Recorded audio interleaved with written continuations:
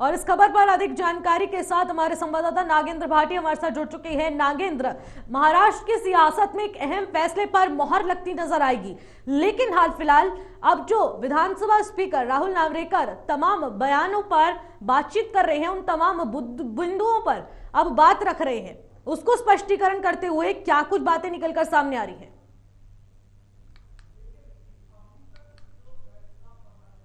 उसमें जो जानकारी है उसमें यह कहा गया है कि जो शिवसेना है उसका जो आंतरिक संविधान है उसको इलेक्शन कमीशन ने भी जो 1999 का शिवसेना का संविधान था उसको माना है। हालांकि उद्धव ठाकरे गुट की तरफ से कहा गया था कि 2018 में शिवसेना का नया संविधान बनाया था, लेकिन उसको इलेक्शन कमीशन ने भी यह कहते हुए नकार दिया था कि इलेक्शन कमीशन के पास उसका कोई रिकॉर्ड नहीं है, लिहाजा ईसी जो है वो 1999 का जो संविधान शिवसेना का है उसके आधार पर फैसला लेगा। और उस वक्त इलेक्शन कमीशन की तरफ से पार्टी का नाम और सिंबल शिंदे गुट को दिया था। तो उस वक्त से लगातार शिंदे गुट और उद्धव ठाकरे गुट में यह लड़ाई चली आ रही है कि असली शिवसेना कौन है। दोनों की तरफ से अपने अपने लिए दावे किए जाते हैं। तो आज जो विधानसभा स्पीकर ने अपना फैसला पढ़ा है उसमें उन्होंने यही दलील दी है, क्योंकि चुनाव आयोग मानता है कि शिंदे गुट जो शिवसेना है वही असली शिवसेना है और नाम और सिंबल शिंदे गुट के पास है। तो अभी तक सिर्फ इस बात पर स्थिति साफ हुई है विधानसभा की तरफ से, विधानसभा स्पीकर की तरफ से, लेकिन जो याचिका है वो इसके लिए भी डाली गई है कि जो 16 विधायक शुरू में शिंदे के साथ गए थे वो अयोग्य हैं या योग्य है। इस पर भी फैसला आज विधानसभा स्पीकर को सुनाना है, लेकिन इस पर अभी तक कोई फैसला विधानसभा स्पीकर की तरफ से नहीं आया है। जो फैसला है वो उस फैसले को अभी पढ़ रहे हैं, उसमें अभी इस बात तक पॉइंट आउट नहीं किया गया है कि जो विधायक हैं वो योग्य हैं या फिर अयोग्य हैं। तो इसके लिए हमें थोड़ा और इंतजार निशी अभी करना पड़ेगा, क्योंकि अभी विधानसभा स्पीकर फैसले को पढ़ रहे हैं, क्योंकि काफी पन्ने उसके अंदर हैं जी। तो जैसे जैसे पन्ने पलटे जाएंगे स्थिति साफ होती रहेगी।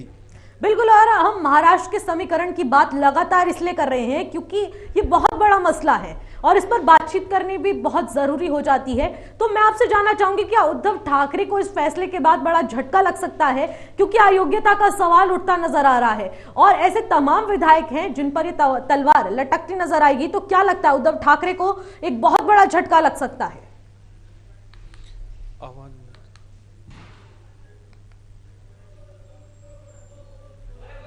नागेंद्र, क्या आपको मेरी आवाज आ पा रही है? जी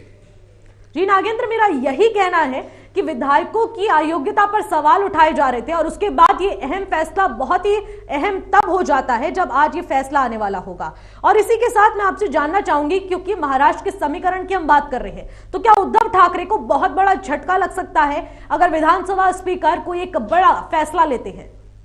जी बिल्कुल, देखिए अभी की जो स्थिति है उसमें अभी विधानसभा स्पीकर की तरफ से जो फैसला सुनाया जा रहा है उसमें यह साफ किया गया है कि क्योंकि इलेक्शन कमीशन शिंदे गुट की जो शिवसेना है उसको असली शिवसेना मानता है, इसलिए जो शिवसेना है उसको विधानसभा भी शिंदे गुट वाली शिवसेना को ही असली मानता है। तो विधानसभा की तरफ से यह साफ हो गया है, स्पीकर की तरफ से यह साफ कर दिया गया है कि जो शिंदे गुट वाली शिवसेना है वही असली शिवसेना है। तो ये तो स्थिति साफ अभी हो गई है निशी, लेकिन अभी फैसला पढ़ा जा रहा है और जो याचिका, तमाम याचिका चाहे जो उद्धव ठाकरे गुट की तरफ से लगाई गई थी उसमें खास तौर से जिस पर सुनवाई होनी थी, सुप्रीम कोर्ट ने जिसके लिए विधानसभा स्पीकर को कहा था कि वो इस पर अपना फैसला सुनाए, उसमें सुनील प्रभु उद्धव गुट के एमएलए हैं, उनकी तरफ से याचिका डाली गई थी और उसमें यह कहा गया था कि जो 16 विधायक हैं शिंदे गुट के, एकनाथ शिंदे सहित, वो सभी अमान्य हैं, वो मान्य नहीं होंगे, तो उनके लिए याचिका डाली गई थी। सुप्रीम कोर्ट में भी यह मामला चला था और उस वक्त सुप्रीम कोर्ट की तरफ से इसकी जिम्मेवारी दी गई थी विधानसभा स्पीकर राहुल नार्वेकर को कि वो स्थिति साफ करे,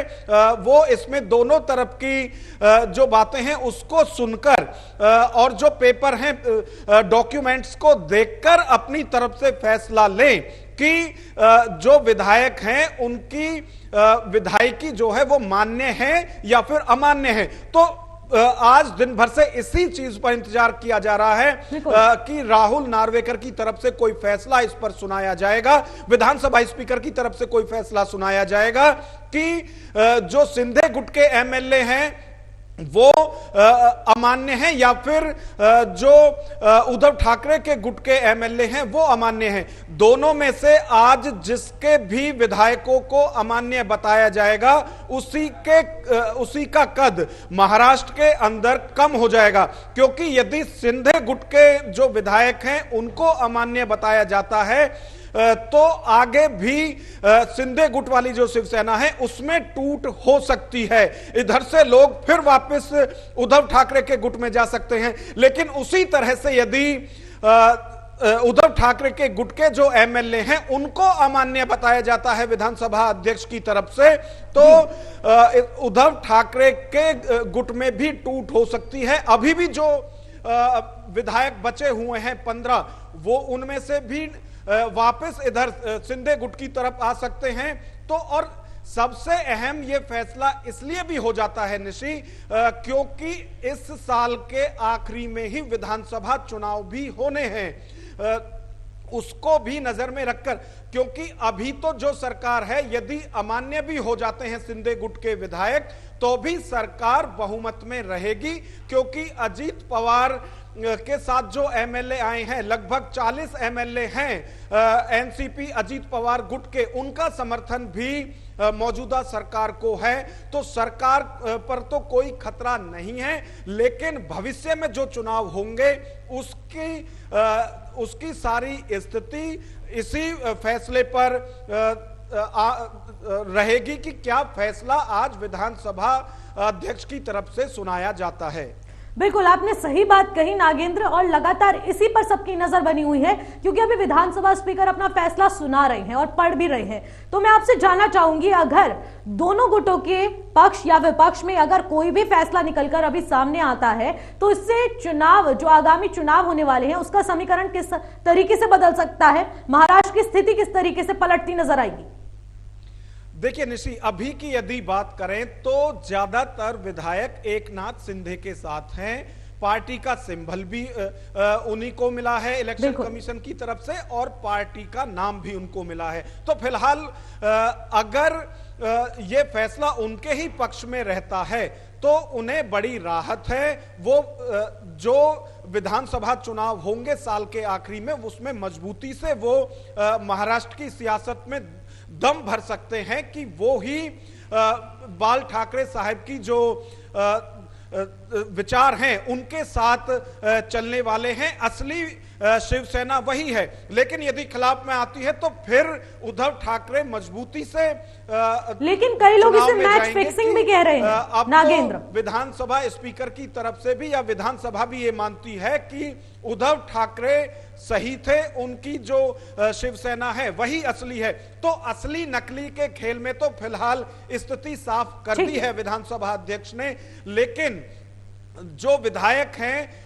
वो मान्य हैं या फिर अमान्य, इस पर अभी फैसला आना बाकी है और उसके लिए लगातार इंतजार किया जा रहा है। जब पूरा फैसला विधानसभा अध्यक्ष की तरफ से पढ़ दिया जाएगा उस वक्त स्थिति साफ हो जाएगी कि जो तमाम याचिकाएं डाली गई थी वो किसके फेवर में फैसला विधानसभा स्पीकर की तरफ से पढ़ा जाता है। लेकिन दोनों के सामने ही विकल्प हैं। एकनाथ शिंदे के सामने भी विकल्प है सुप्रीम कोर्ट या हाई कोर्ट जाने का, और उद्धव ठाकरे के गुट